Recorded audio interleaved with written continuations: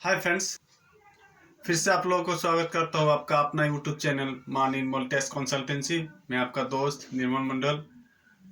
आज आप लोगों को बताएंगे इनपुट आईजीएसटी और इनपुट सीजीएसटी, इनपुट एचजीएसटी के साथ आउटपुट एचजीएसटी, आउटपुट सीजीएसटी और आउटपुट आईजीएसटी कैसे एडजस्ट किया जाता है बताने की कोशिश करेंगे। थोड़ा बहुत आप लोगों को बताने की कोशिश करेंगे और नेक्स्ट वीडियो में आप लोगों को और थोड़ा बताने जानकारी देने की कोशिश करेंगे। तो लेट्स स्टार्ट आवर वीडियो। आज आप लोगों को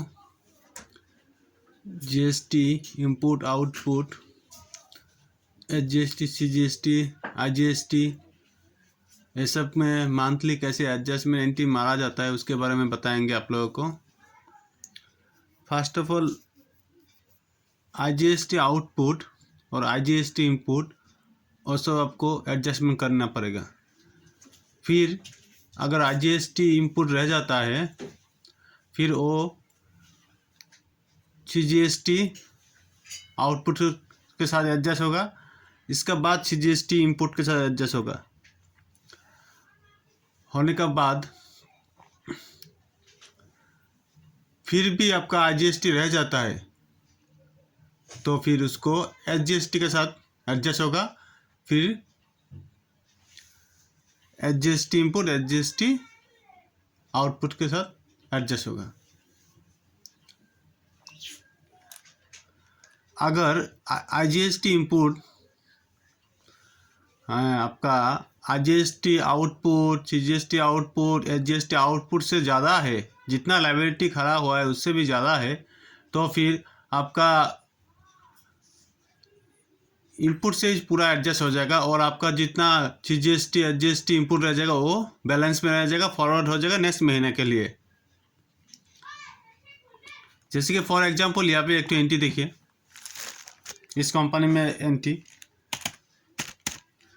आईजीएसटी आउटपुट में 18%, 12%, 28%, 5% अदर जितना भी एक्सेट्रा एक्सेट्रा है सब एक साथ उसको आईजीएसटी आउटपुट में लाना पड़ेगा।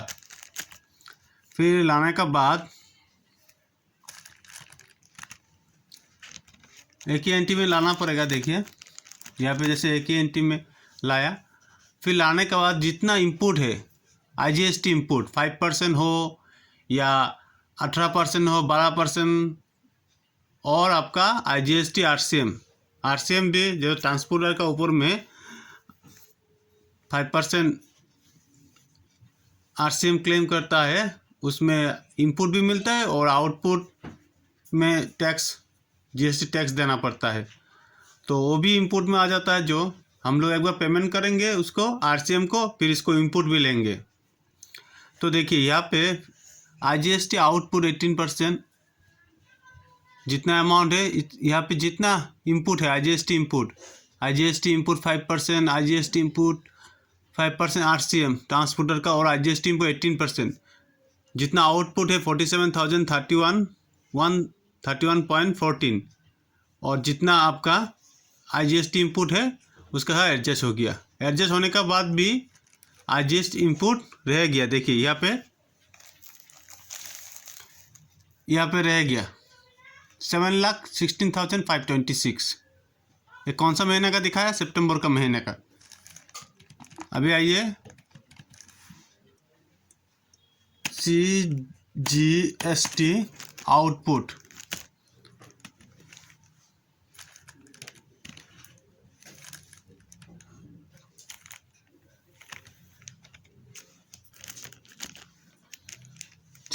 आउटपुट और आपका जितना भी एडजस्टमेंट का महीने का लास्ट डेट में एंट्री होगा। जैसे कि यहाँ पे 30 सितंबर है, सितंबर का एंट्री 30 सितंबर एडजस्टमेंट एंट्री होगा। यहाँ पे देखिए, यहाँ पे भी देखिए सीजीएसटी आउटपुट 2.5% है,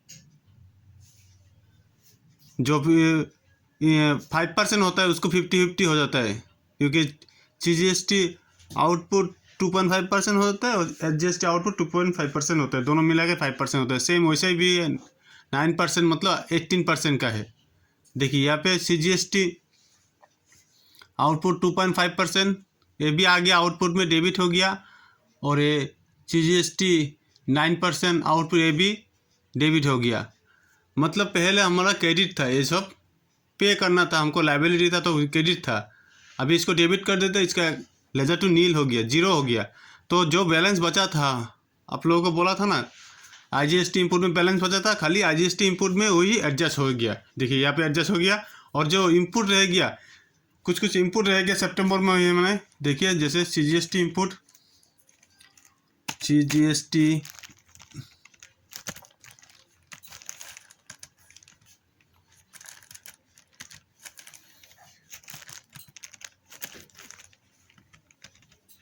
देखिए सितंबर में मैंने सीजीएसटी इनपुट 6167 वो इनपुट रह गया, वो एडजस्टमेंट हुआ नहीं क्योंकि आईजीएसटी इतना ज़्यादा था क्या, वो सीजीएसटी आईजीएसटी के साथ ही एडजस्ट हो गया सितंबर महीना। देखिए इसका और दूसरा इनपुट होता, देखिए दूसरा इनपुट यहाँ पे है सितंबर महीना का 80,978, ये भी रह गया। अभी और आईजीएसटी इनपुट रह गया तो वो भी बैलेंस जो है वो एचजीएसटी आउटपुट के साथ एडजस्ट होगा। चलिए एचजीएसटी आउटपुट के साथ का एंट्री देखता है। एचजीएसटी आउटपुट सितंबर महीने का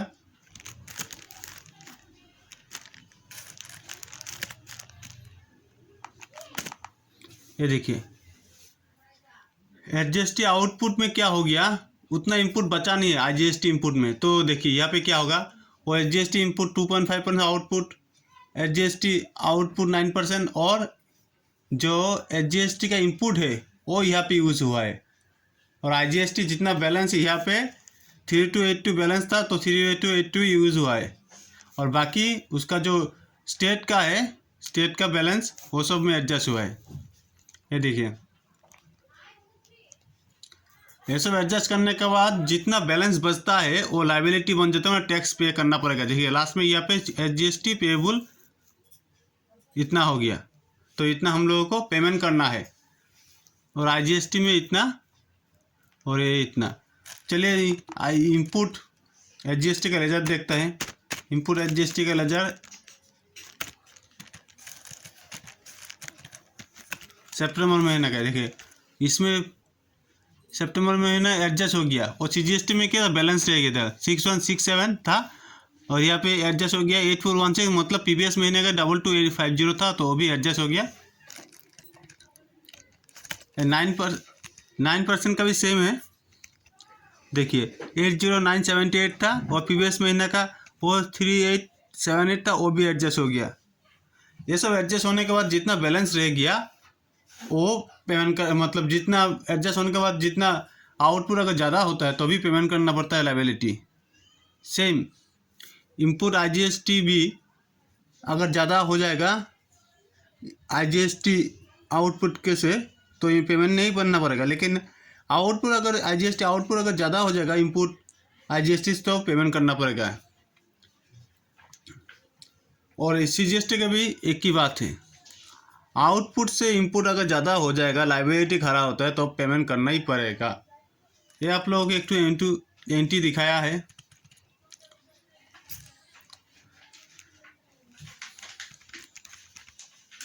अभी इसका लेजर देखिए जितना हिसाब हुआ है, फिलहाल अक्टूबर तक एंट्री मारा हुआ है यहाँ पे आईजीएसटी सीजीएसटी का।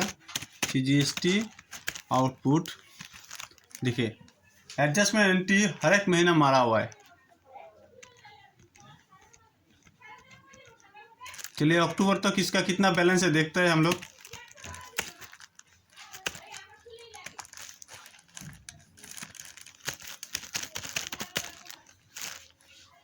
अक्टूबर में देखिए पूरा अक्टूबर में हिसाब करके अप्रैल महीना से लेके अक्टूबर महीना तक देखिए यहाँ पे आईजीएसटी अक्टूबर महीने में क्या हुआ, तीनों यहाँ पे पेमेंट करना पड़ रहा है। सीजीएसटी पेबल भी है 95,000, आईजीएसटी पेबल भी करना है 7862 एंड एचजीएसटी भी पेमेंट करना है 6,90,280। इसका मतलब जितना इम्पोर्ट था वो ख़त्म हो गया और अक्टूबर महीना तक सब में पेमेंट करना है, तो इसलिए ये पेबल रह गया है ना। आरसीएम आईजीएसटी का आप लोगों को बोला है ट्रांसपोर्टर का ऊपर देखिए यहाँ पे देखिए आरसीएम आईजीएसटी एक थ्री लेजर में हम लाइबिलिटी खड़ा के आईजीएसटी पेबल में देखिए जितना ये आईजीएसटी आउटपुट 5% आरसीएम जितना है इसको तो पेमेंट करना ही पड़ेगा क्योंकि ये ट्रांसपोर्टर का लाइबिलिटी है, वो हम लोग पेमेंट करने का बाद इनपुट में लेता है। ये देखिए यहाँ पे ये इतना 2618.150 और आईजीएसटी पेबल में ट्रांसफर कर दिया। ओवरऑल जो पेमेंट आपका है ना बैंक का पेमेंट, फिर यहाँ पे मार देने से आपका इक्वल टू 0 हो जाएगा। सेम वैसा ही आपका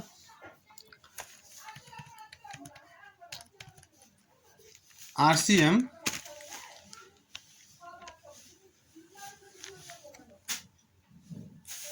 इनपुट सीजीएसटी और आरसीएम आउटपुट सीजीएसटी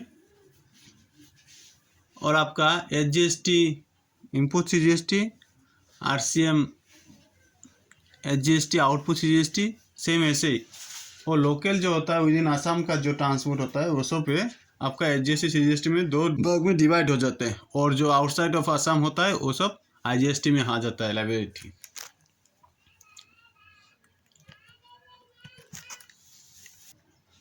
जैसे कि आपका परचेज ज़्यादा हो गया और इनपुट आईजीएसटी ज़्यादा है तो फिर वो क्या होता है आउटपुट का एडजस्ट करने के बाद भी इनपुट हाथ में रह जाता है, तो वो सब इनपुट क्या होता है नेक्स्ट महीने में जाके आपका एडजस्ट होता है।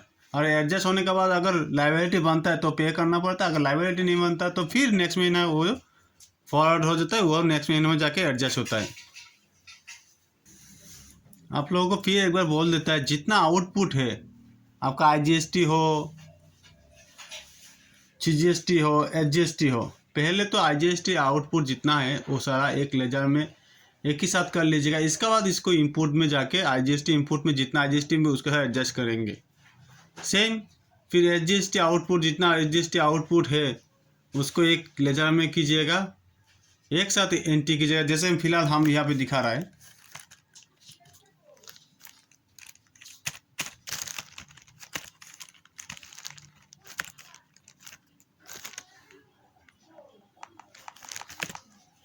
देखिए जितना है सब एक साथ लेके आया है, एक ही एंट्री में लेके आया है। इसको बोलते हैं कंपाउंड एंट्री। एंट्री में लेके आया जितना लेजर है,